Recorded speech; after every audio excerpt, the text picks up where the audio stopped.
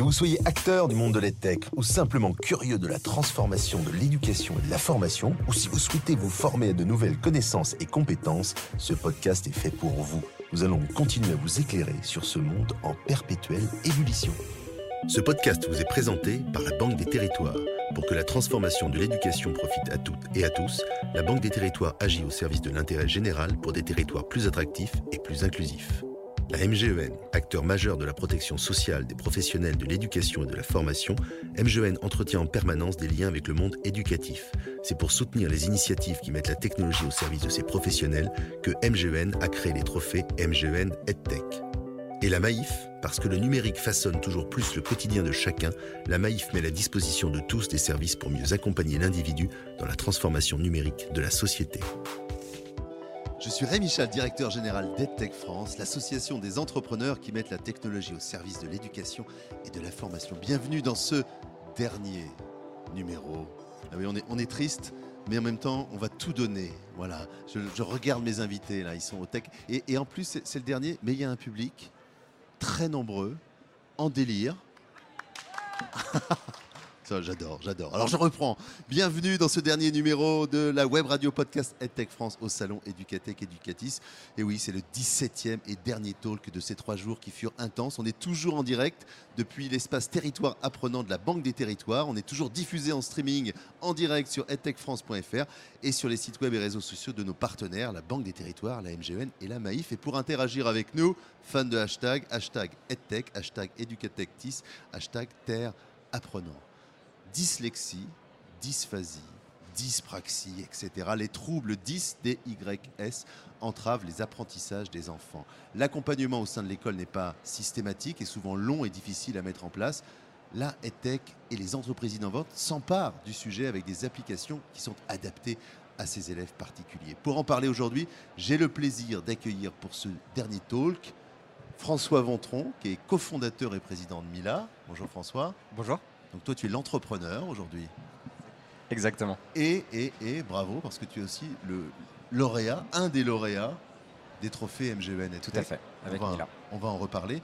Vincent Lockman, qui est président d'honneur de la Fédération française des 10. Bonjour Vincent. Bonjour, je suis vice-président et je m'occupe, je suis aussi président d'honneur, parce que j'en ai été le président pendant des années. Et aujourd'hui, je m'occupe des questions de formation professionnelle. Super. Pour la Fédération des 10. La Fédération des 10, dont on parlera également. Et enfin, et quel honneur d'avoir parmi nous Isabelle Hébert, directrice générale de la MGEN. La MGEN, vous avez vu, il y a des logos partout autour, parce que la MGEN est l'un de nos partenaires, un des partenaires d'EdTech France, un des premiers partenaires d'EdTech France, et puis aussi un des partenaires de ce dispositif. Donc merci beaucoup Isabelle. Et on est ravis d'être partenaires et ravis de ce qui s'est passé sur ces 3 derniers jours. Super. Alors, j'ai le contrat de partenariat pour l'année prochaine. On va le signer comme ça tout de suite. Alors, Isabelle, vous êtes directrice générale de la MGEN, mais au-delà de votre fonction, je crois que le sujet des troubles 10 vous touche particulièrement. Est-ce que vous avez envie d'en parler ? Ça fait peut-être, mais pourquoi la MGEN ? Alors, c'est vrai qu'on couvre les enseignants, on a aussi des couvertures pour les étudiants et on travaille sur la santé. Donc, on est entre l'éducation et la santé. Mais le sujet des 10, en fait, et ça, c'est un tout petit secret, mais je vais le dire parce que Rémi, vous êtes très très fort pour faire dire des secrets aux gens. La raison pour laquelle c'est particulièrement important pour moi, au-delà d'être DG de la MGEN, c'est quand j'étais petite, et à l'époque, on appelait ça pas vraiment ça des 10. J'avais des très très très gros problèmes d'apprentissage. Mon père, à mon mariage, il expliquait à mon futur mari que quand j'étais en CP, il croyait que j'arriverais jamais à lire et que j'avais un très très gros problème et que je n'arriverais pas à être scolarisée. Comme beaucoup de 10, même si c'était léger, je confondais les B, les D, les P, les Q. J'arrivais pas. J'avais une orthographe dramatique. J'avais beaucoup de mal à lire. On a dit, les médecins ont dit que j'aurais dû être gauchère, qu'on m'avait contrarié pour être droitière, donc je ne savais plus avec quelle main il fallait que j'écrive, etc. Donc pour moi, c'est un sujet qui est personnel, et quand on a croisé dans le cadre des trophées EdTech le sujet de la dyslexie, j'ai vu des outils de EdTech et je me suis dit, quand j'étais petite, si j'avais eu ça aurait vraiment été plus cool. Alors d'ailleurs, cette année, les trophées MGEN ont récompensé entre autres Mila. L'année dernière, C'était Moby 10. Moby 10. C'est par hasard, donc, s'il y a cette sensibilité-là. Je dois dire, je ne truque pas les trophées. Ce n'est pas juste mon opinion en tant que Uber, directrice générale de la MJEN, qui force à ce que ce soit toujours un sujet sur les 10. C'est, je sais pas, c'est naturellement. Alors, c'est vrai que c'est à la confluence de la santé et de l'éducation. Donc, pour les membres de nos jurys, qui sont nos salariés, nos militants, des partenaires, ça a du sens. Donc, c'est pas un hasard, mais c'est pas truqué juste parce que c'est un sujet qui me concerne. Bon, donc si l'année prochaine, il y a encore une solution pour les 10, on commencera à se poser la question. Voilà, on pourra. Alors Vincent, je me retourne vers aussi le professionnel.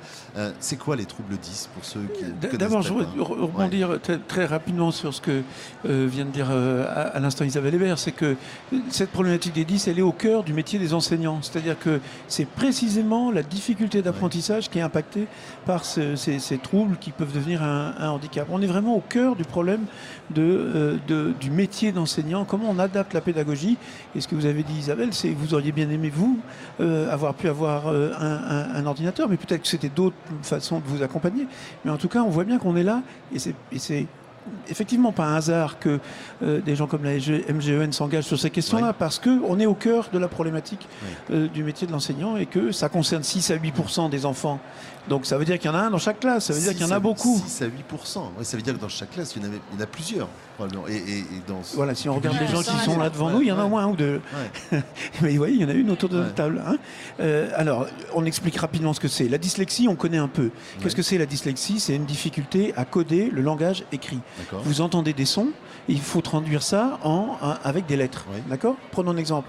Pourquoi dans Laetitia, le prénom, le premier TI, il se dit TI, et le deuxième TI, il se dit SI. Il y a plein de pièges comme ça, il y a plein d'obstacles dans la langue française qui font que c'est pas automatique entre ce qu'on écrit et le son qu'on entend. Alors, la dyslexie, c'est une difficulté à coder le langage oral en langage écrit, et puis à décoder le langage écrit en langage oral.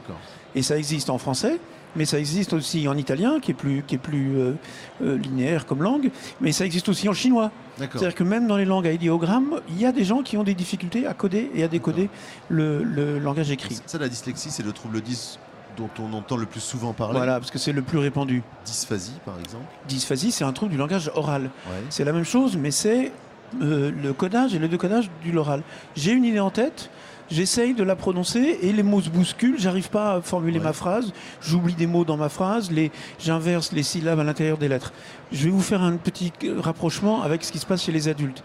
Vous avez eu un accident, un problème au cerveau, vous devenez aphasique. C'est la même chose. Vous avez une difficulté d'un seul coup, après un problème au cerveau, à produire du langage. Le petit préfixe A, il veut dire que c'est acquis. Le petit préfixe 10, il veut dire que c'est inné. D'accord. Ok ? Troisième trouble et le dernier, après j'arrête. Dyspraxie, difficulté à coordonner les gestes. Vous avez appris à passer, vous avez passé le permis de conduire. Vous vous souvenez quand vous avez passé la conduite, on vous a dit il faut faire attention à vos pieds, à pas vous emmêler les pinceaux dans les 3 pédales.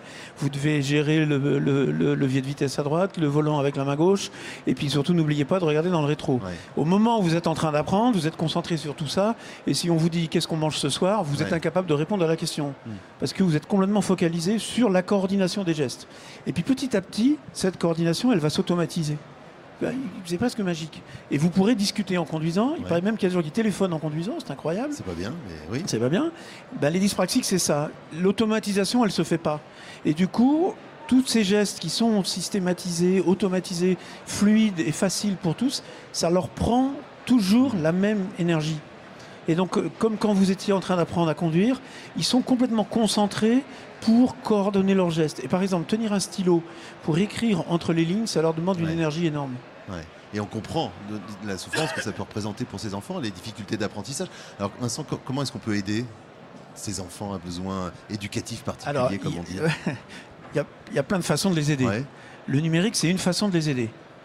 Mais je voudrais tout de suite dire qu'il n'y a pas de miracle. C'est-à-dire qu'il n'y aura pas le logiciel qui va tout arranger d'un seul coup. Si on prend l'exemple de la dyslexie, en gros, il y a 2 grandes familles d'aides, des aides pour la lecture et puis des aides pour l'écriture. Les aides pour l'écriture, ça commence tout simplement par le traitement de texte. On se dit que, quelquefois, on pourrait autoriser le traitement de texte pour certains enfants, dans certains cas, qui n'utilisent pas de traitement de texte, de correcteur d'orthographe. ici. Tout le monde utilise un correcteur d'orthographe. Et pourquoi est-ce qu'à l'école, on s'interdit absolument le correcteur d'orthographe? Alors, je comprends, parce qu'effectivement, il faut comprendre les règles de grammaire. Puis, bon, correcteur d'orthographe, premier outil numérique. Il y a des prédicteurs. Vous savez, quand vous tapez sur votre téléphone portable, vous tapez les premiers mots, les premières lettres du mot, il vous prédit la suite. Ça peut être une solution. Il y a des outils de dictée. Vous pouvez dicter à votre ordinateur et il va écrire. Mais déjà, un ordinateur, le lambda, il le fait. On peut les utiliser, ces ordis-là. Et puis après, il y a des outils encore plus compliqués, très adaptés à la personne, qui vont par exemple reconnaître la voix. Et si vous avez une difficulté, parce que vous êtes dysphasique, à prononcer du langage, eh ben, l'outil, il va s'habituer à votre voix et vous allez pouvoir avoir une dictée qui va, et pas trop de fautes dans le texte que vous allez écrire, parce que l'appareil aura appris ce que vous lui aurez indiqué. Puis dans l'autre sens, il y a tous les appareils pour vous aider à lire. Pour lire un document, vous pouvez avoir simplement sur un ordi la possibilité d'agrandir le texte, c'est bête comme tout. Vous avez la possibilité de lui faire lire le texte par votre ordinateur.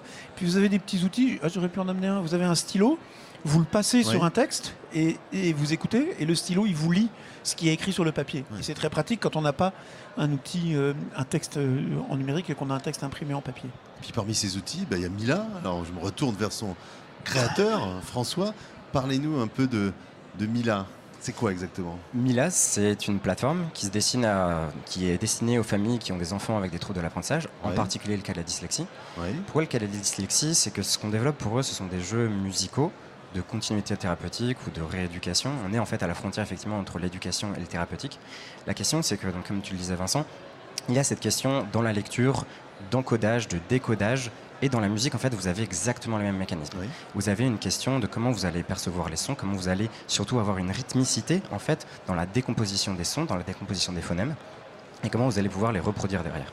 Ces apprentissages, ça fait un petit moment, en fait, qu'on commence justement à les connaître. C'est pas nouveau, ça fait 20 ans. Il y a beaucoup de gens qui travaillent sur le sujet, notamment Michel Habib du réseau de santé Réseau 10, qui fait un travail extraordinaire depuis des dizaines d'années. À Marseille. À Marseille, exactement. Nous, ce qu'on vient faire, c'est justement venir essayer justement d'apporter des outils numériques pour augmenter cet impact, dans le sens où on a aujourd'hui beaucoup de professionnels qui sont formés, qui font un travail incroyable.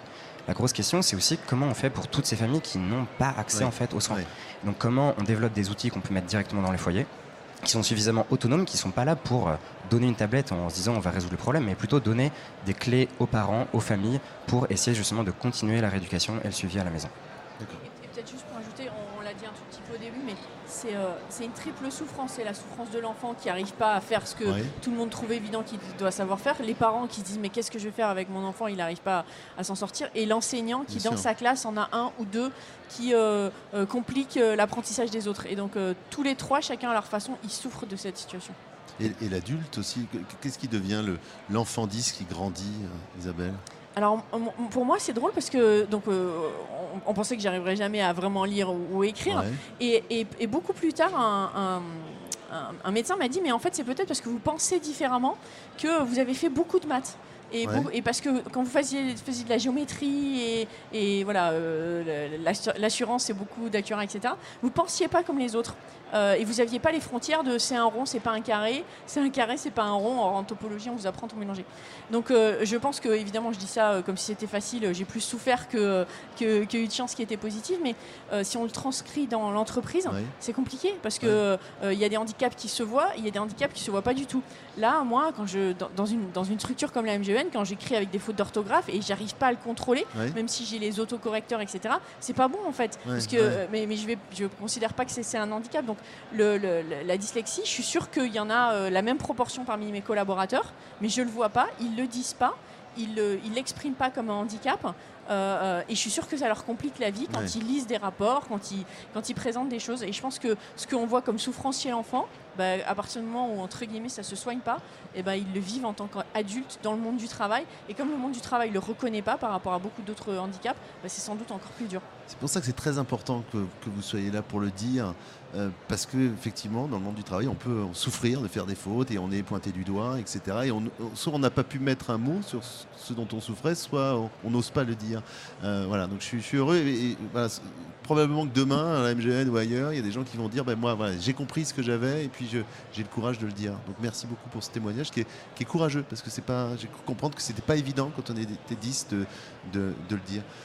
François, sur cette question justement, de la souffrance, mais surtout une question d'estime de soi de l'enfant. La question, si je reviens sur le point de musique, effectivement, il y a une question de rééducation, mais de manière générale, on fait face aussi à des enfants qui sont confrontés frontalement à des difficultés de lecture, d'écriture. Donc il y a la question aussi d'avoir quelque chose de ludique, sur lequel l'enfant puisse juste, à minima, en fait, la question de la musique, de l'art, c'est un vecteur motivationnel, c'est un vecteur sur lequel on peut s'appuyer pour reprendre goût à l'apprentissage. Donc, c'est juste ce que je voulais dire, c'est qu'en soi, il y a bien sûr le côté santé, le côté rééducatif, mais il ne faut pas se focaliser seulement sur des choses où on va essayer, entre guillemets, de forcer l'enfant en fait à une réduction, ça ne marchera pas. Mais là, c'est pas un dispositif médical. C'est un dispositif éducatif à visée thérapeutique. C'est ainsi qu'on le définit. Dans le sens où notre vocation, en fait, c'est effectivement de faire du suivi, de la continuité thérapeutique. Mais de manière générale, en fait, on voit ça bien au-delà des troubles 10 et de la dyslexie. Les compétences en fait qu'on développe aussi en apprenant effectivement ces questions de reproduction rythmique, reproduction musicale peuvent s'appliquer à beaucoup d'enfants de manière générale et effectivement. C'est ce qu'on entend souvent, c'est que les solutions pour les 10, elles sont tout aussi utiles et efficaces pour ceux qui ne le sont pas. Alors, je ne sais pas si c'est qui peut le plus, peut le moins, mais en tout cas, les enseignants, les établissements scolaires qui font appel à ces solutions disent c'est efficace pour les enfants 10, mais c'est aussi bon pour les autres. Et peut-être que dans les trophées de l'année prochaine, une des choses qu'on reconnaîtra, ça sera au-delà de la dyslexie, la musique. Je pense que ce qui est très intéressant chez Mila, c'est l'utilisation de la musique sous cet angle-là, comme une sorte de médicament, une sorte de thérapeutique, et qu'au-delà de ça, la musique, elle a un pouvoir, au-delà de la spécialité qu'elle représente, un pouvoir de soigner et un pouvoir d'éduquer. Je crois que hier, sur le podcast, il y avait Hanzik, et c'est un peu dans cet esprit-là, comment on peut utiliser aussi la musique, alors sous la forme du rap, pour aider les enfants à apprendre. Et alors, ils ne sont pas forcément dyslexiques, ceux-là, mais ils aiment le rap et ça leur permet d'apprendre plus vite. Hanzik qui était aussi lauréat des trophées MGN et qu'on a eu sur le plateau avec apprendre à réviser avec du rap. Voilà, ça aussi c'est un truc qui peut être utile aussi peut-être pour les 10. Oui, c'est peut-être aussi une façon d'aller identifier chez les enfants des espaces de compétences. Parce que quand vous avez des difficultés, par exemple, pour lire et pour écrire, vous allez avoir des difficultés pour lire l'énoncé de mathématiques, vous allez avoir des difficultés pour lire l'histoire, pour lire la géo, et finalement, peut-être que vous êtes très bon en maths, mais comme vous butez sur l'exercice de mathématiques, du coup, vous n'arrivez pas en maths. Et ça donne ce que Daniel Pénac, l'écrivain, dit très bien dans son bouquin Chagrin d'école. Il dit « Je suis sorti de l'école, j'avais l'impression que j'étais nul. » C'est-à-dire qu'il n'y a rien de bon là-dedans, il y a tout acheté. Et tout ça, quelquefois, simplement parce qu'il y a une difficulté d'accès à la connaissance bloquée par la question de la lecture.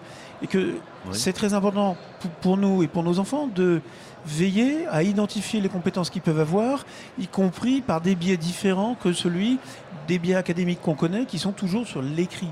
Et que du coup, la question de la musique, par exemple, ça permet aussi d'aller repérer des talents. On voit beaucoup de jeunes qui sont avec des troubles d'apprentissage, qui développent des talents en matière de graphisme, par exemple. Ils n'arrivent pas avec les mots, et du coup, ils vont faire des schémas, ils vont faire des dessins, ils devront développer des compétences par ce biais-là. C'est pas facile à repérer, c'est pas facile pour les enseignants, c'est pas facile pour les parents, parce que quelquefois, il fait ça un peu comme ça, de façon clandestine dans son petit coin. Il faut aller repérer ces difficultés-là. Et je rejoins complètement ce que disait tout à l'heure Isabelle, c'est que quand on arrive à l'âge adulte, on a une image de soi très dégradée à cause de toutes ces difficultés qu'on a eues pendant tout son parcours. Et que effectivement, puis alors c'est la semaine pour l'emploi des personnes handicapées, et en ce moment, c'est l'occasion d'en parler, c'est difficile de le redire en entreprise. Et on voit des jeunes qui arrivent dans l'emploi et ils se disent « Je vais enfin montrer ce que je vais savoir, ce que je sais faire dans mon métier ». Et puis bim, ils se retrouvent confrontés à des difficultés. Et là, ils en prennent encore un coup sur le moral. Et François, c'est pas un gadget, Mila, puisque derrière, c'est fondé sur des travaux scientifiques en neurosciences. Il y a un peu d'intelligence artificielle également. C'est fondé sur deux piliers. Donc il y a l'aspect neurosciences, sciences cognitives. Donc on reprend notamment donc les travaux de Michel Habib, donc vraiment sur le côté plutôt recherche en fait et pédagogie, si vous voulez. La question de l'intelligence artificielle, bon, le mot est un peu à prendre avec des pincettes, c'est un peu un fourre-tout. Mais si je devais le préciser, c'est plutôt que notre expertise, c'est l'audio. L'audio, c'est toute notre passion, c'est notre expertise technique. Cette question-là, c'est de savoir aussi comment on peut faire en sorte de comprendre l'enfant dans son état global, donc par ses interactions vocales, par ses interactions aussi motrices, et ça on a quand même plus de travaux et un peu plus d'avancées sur le sujet aujourd'hui, et donc du coup de plus avoir seulement des interactions vraiment simplement tactiles. En fait, disons qu'on a beaucoup aujourd'hui Et c'est déjà énormément, mais voilà, des tablettes sur lesquelles on vient toucher d'une manière tactile. Sauf que c'est quelque chose qui est extrêmement faible d'un point de vue motricité. Et c'est absolument insuffisant en fait, pour pouvoir juger des progressions de l'enfant, pour pouvoir l'accompagner tout simplement. Et donc de ce côté-là, la question musicale, la question de l'interaction vocale notamment, permet d'aller beaucoup plus loin dans la compréhension de l'enfant. D'accord. Je suis parent d'enfant 10, je veux utiliser Mila demain, c'est possible? Pas encore? Comment ça se passe? Alors, vous pouvez aller sur mila-learn.com, mila-learn.com. Aujourd'hui, on est en train de sortir, si vous voulez, du monde de la recherche. Donc, on a lancé un programme bêta qui est ouvert aux candidatures, dans le sens où aujourd'hui on ne peut pas... C'est bêta pas au sens andouille, hein. C'est bêta, c'est au sens test. Non, je le dis parce que... Et bien sûr. Bêta au sens, c'est un peu la première version. Ce qu'on demande aujourd'hui, bon, bien sûr c'est gratuit, c'est mis à disposition des foyers. La question c'est qu'en fait on demande tout simplement des retours des parents. Des retours des parents, des associations de parents, des fédérations. L'idée c'est qu'on veut avoir quelque chose de très utile qui puisse coller au mieux aux besoins des familles. Donc pour ça effectivement vous pouvez vous rendre sur notre site internet, nous envoyer un message, décrire un petit peu votre profil, on peut commencer à prendre contact. Et dans quelques mois, effectivement, on lance ce programme-là qui vise à accompagner pendant 3 mois avec ce projet et petit à petit co-construire Mila. Alors c'est un enjeu pour les entreprises EdTech, c'est quoi le modèle économique derrière? Parce que tout ça c'est formidable, mais qui va payer? C'est une vraie question. C'est une vraie question. Aujourd'hui, on est financé par des fondations principalement. On est financé par des fonds à impact et des sociétés de musique. Le modèle économique à terme, pour être très franc, il n'est pas encore trouvé. Effectivement, il y a besoin de se financer pour continuer à se développer. La question d'avoir un prix qui est suffisamment dynamique pour permettre à des personnes favorisées de permettre à des personnes défavorisées justement qui n'y ont pas accès, c'est un peu la clé. D'autant plus qu'on se vise, on a comme objectif de mettre cet outil à disposition des familles qui, dans une immense majorité des cas, n'ont pas accès aux soins. Et donc concrètement, si on n'arrive pas à avoir la bonne adéquation, on n'y arrivera jamais. Tout simplement, notre mission aura échoué. Donc aujourd'hui, le modèle n'est pas fixé et c'est vraiment une vraie question qui est sur la table. Et les trophées MGEN, c'est un petit coup de pouce là. À la fois une mise en lumière, une reconnaissance du travail fait, puis aussi un coup de pouce financier. Complètement. C'est bien sûr un coup de pouce financier. Ça nous permet donc de développer les prototypes pour aller plus loin et donc de lancer ce fameux programme dont je parlais tout à l'heure. C'est une mise en lumière dans le sens où il y a ce trio entre la question du parent, du médecin et de l'enseignant. Et la MGN, effectivement, on est vraiment au cœur des trois. La question de l'éducation nationale est absolument fondamentale. Si on n'est pas vraiment en lien proche avec les acteurs de ce milieu, de la même manière, on passe à côté de 80% des enfants.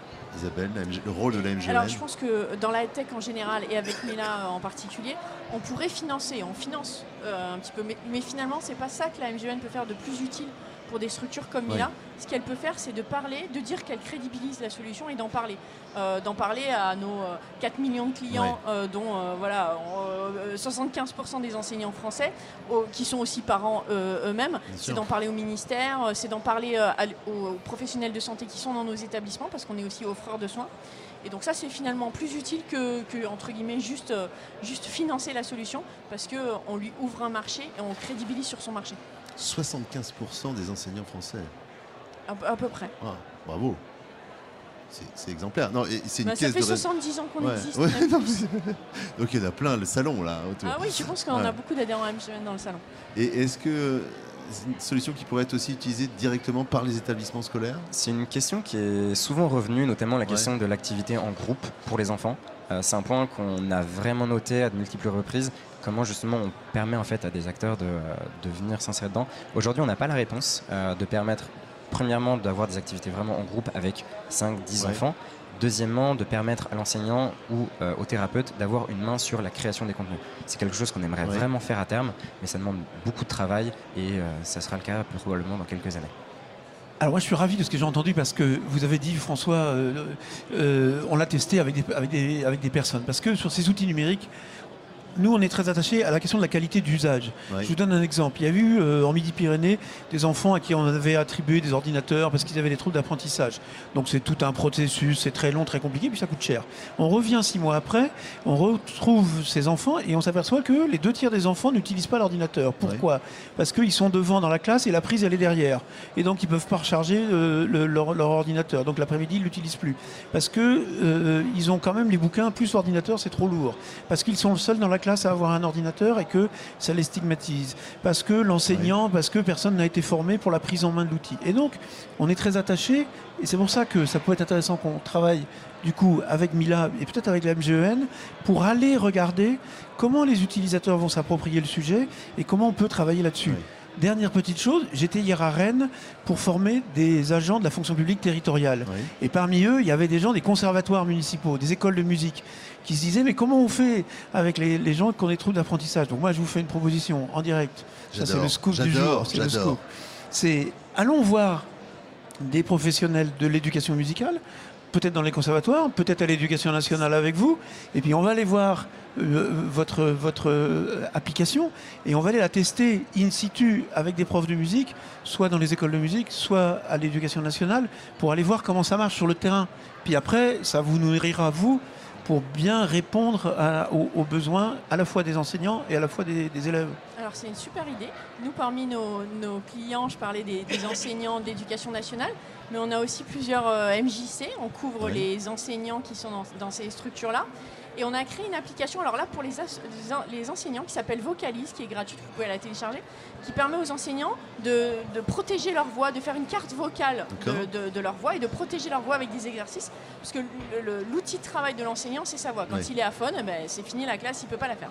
Donc c'est un outil de prévention à destination des enseignants. Et ce dont on s'est aperçu, c'est qu'il y avait des enseignants qui, dans les écoles de musique, utilisaient cet outil Vocalise, non pas pour leur propre voix, mais pour la voix des enfants qui chantaient avec eux, pour leur faire leur carte vocale, etc. Donc je suis convaincue que, de manière pour bien apprendre, il faut bien voir, donc il faut des bonnes lunettes, et il faut bien entendre. Et donc si les enfants ont des problèmes d'audition, il faut les appareiller. Et la voix, c'est le connecteur entre l'ensemble des autres sens. Donc ouais, c'est une bonne idée. Et la FF10, parce qu'on n'a peut-être pas présenté l'association, c'est combien de volontaires, de bénévoles? C'est 8000 adhérents partout en France.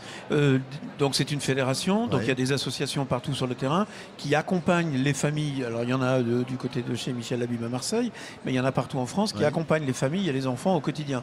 Et puis nous, la fédération, on est l'organisation qui défend les intérêts des associations et des parents auprès des pouvoirs publics essentiellement. Et puis des passionnés, des gens très engagés, qui souvent ont été confrontés directement aux troubles 10, soit personnellement, soit au travers des enfants, j'imagine. Oui, on est essentiellement une fédération d'associations de parents. Et de plus en plus, on a des adultes qui viennent nous rejoindre parce qu'on veut aussi travailler sur la question, on a parlé des enfants, mais des adultes, qui est un vrai sujet, et sur lequel on associe des adultes qui ont ces troubles 10 dans notre réflexion et dans nos revendications. Il y a une petite idée de la nuit des 10. Je ne vais pas en dire plus parce que c'est un projet, mais c'est un projet auquel EdTech France sera ravi aussi de s'associer parce qu'il y a d'autres acteurs avec Mila, avec Moby10 qui développent aussi des solutions pour les enfants à besoins éducatifs particuliers. Il y a les 10, il y a aussi les déficients visuels. Voilà, il y a des tas de solutions EdTech qui viennent au secours. Et là-dessus, il y a un élément important, c'est que nous, on a beaucoup bénéficié des solutions qui avaient été mises en place pour les personnes déficientes visuelles. Oui. Et vous voyez ce qu'on dit, nous, sur les 10, pour ceux qui ont des difficultés scolaires, pour tous les élèves. Et ben nous, les familles d'enfants avec des troubles d'apprentissage, on a bénéficié de ce qui avait été pensé d'abord pour les personnes aveugles et déficientes visuelles. Et du coup, on profite aujourd'hui de tout ce qui a été développé pour les aveugles, tout ce qui facilite l'accès à la lecture, tout ce qui est synthèse vocale, tout ce qui est grossissement, surlignage, tout un tas de choses qui avaient été pensées, prévues par le monde de la déficience visuelle. Aujourd'hui, ça bénéficie aux 10. Et c'est pour ça qu'on parle de design universel, c'est-à-dire de réfléchir en termes d'accessibilité sur ces outils numériques, non pas après coup, une fois qu'on a fait le truc et puis on se dit ah merde, on a oublié tous ceux qui avaient des difficultés. Alors il faut maintenant mettre le plugin qui va venir s'ajouter par-dessus, mais de penser dès le départ. Si on pense dès le départ aux aveugles, finalement ça va servir à tout le monde. Un PDF accessible, oui, le PDF, c'est utile pour tout le monde parce que dans le PDF accessible, vous pouvez copier-coller le texte. Ce que vous ne pouvez pas faire si le PDF il n'est pas accessible. Mais c'est pour les aveugles qu'on a fait ça d'abord. Donc il y a plein de trucs comme ça qui servent à tout le monde. Voilà, la différence enrichit finalement tout le monde. Il va falloir rendre l'antenne, ce qui me désole, parce que c'est le dernier, parce que j'ai envie de continuer, parce que tout ça est passionnant, mais j'ai bien compris qu'il y aura des discussions qui vont se prolonger après entre vous, avec tout le monde. Un mot peut-être François, un souhait là, pour Mila, un appel aux dons, c'est possible aussi? Un souhait d'être dans la construction de l'outil, effectivement. Donc je reviens sur ce programme qu'on va lancer dans quelques mois. Encore une fois, si on n'est pas directement avec les familles, avec les associations, notre mission est un peu à côté de la plaque. Voilà. N'hésitez pas à venir sur mila-learn.com pour partager vos expériences, pour partager un peu vos retours, votre aide, justement pour co-construire cet outil. Et on sera ravis justement de pouvoir collaborer ensemble dans les années à venir. La FF10, elle a un site internet aussi? Bien sûr, elle a un site internet, un site où vous tapez FF10 et vous allez le trouver, ff10.com, c'est pas compliqué. Mais je crois que vous avez une idée sur la nuit des 10, parce que nous on avait créé la journée nationale des 10, le 10-10, le 10 octobre. C'est avec votre présidente que j'en ai parlé. Ah, voilà. Ah oui, mais attendez, j'ai des liens. Vous me dites pas tout, mais bien sûr que non, on a le droit d'avoir des secrets. Isabelle, le mot de la fin revient à notre partenaire en plus, MGEN. Moi, peut-être, si c'est la fin de la fin. Non, mais on peut prolonger, on a le droit.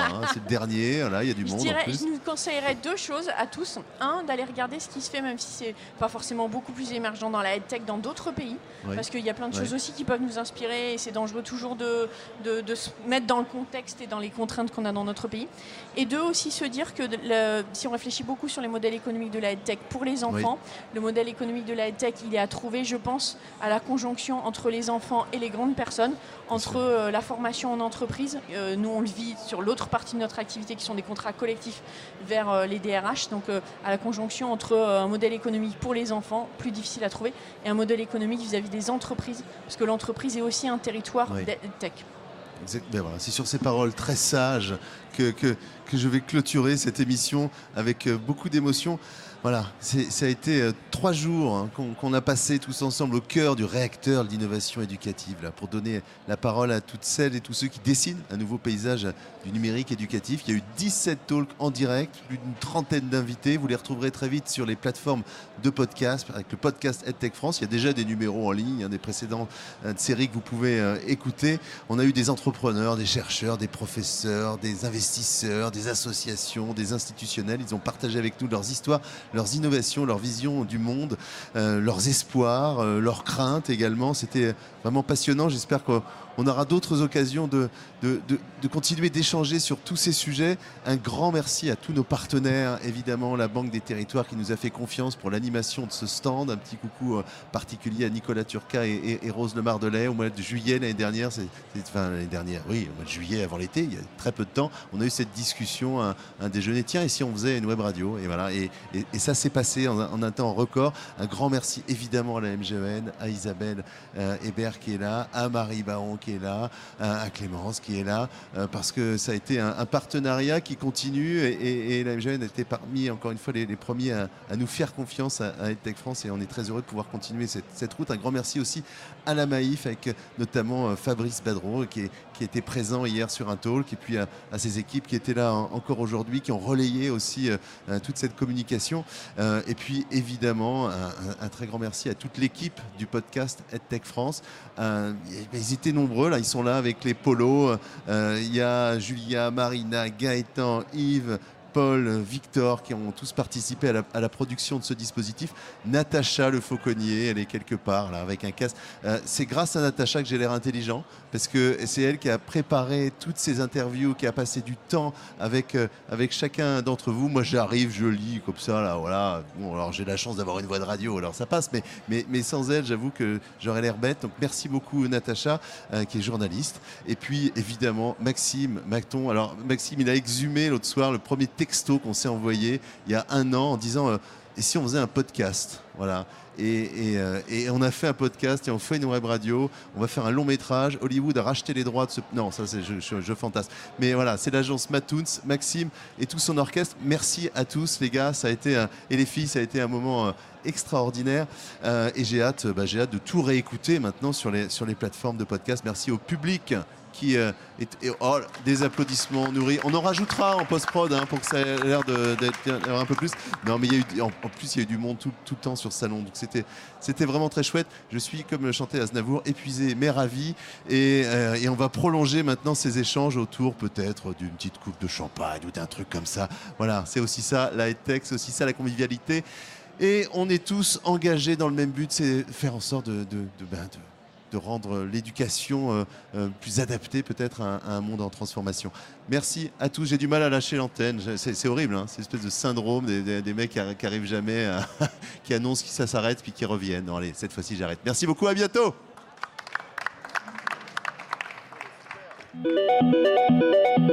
Que vous soyez acteur du monde de l'EdTech ou simplement curieux de la transformation de l'éducation et de la formation, ou si vous souhaitez vous former à de nouvelles connaissances et compétences, ce podcast est fait pour vous. Nous allons continuer à vous éclairer sur ce monde en perpétuelle ébullition. Si vous voulez nous suivre et nous soutenir, abonnez-vous au podcast EdTech France, disponible sur l'ensemble des plateformes d'écoute. N'hésitez pas à le noter, 5 étoiles, et à en parler autour de vous. Vous pouvez nous retrouver sur nos réseaux sociaux. Merci à Maxime Maton pour la production de ce podcast et à notre journaliste Natacha Lefauconnier pour la préparation des interviews.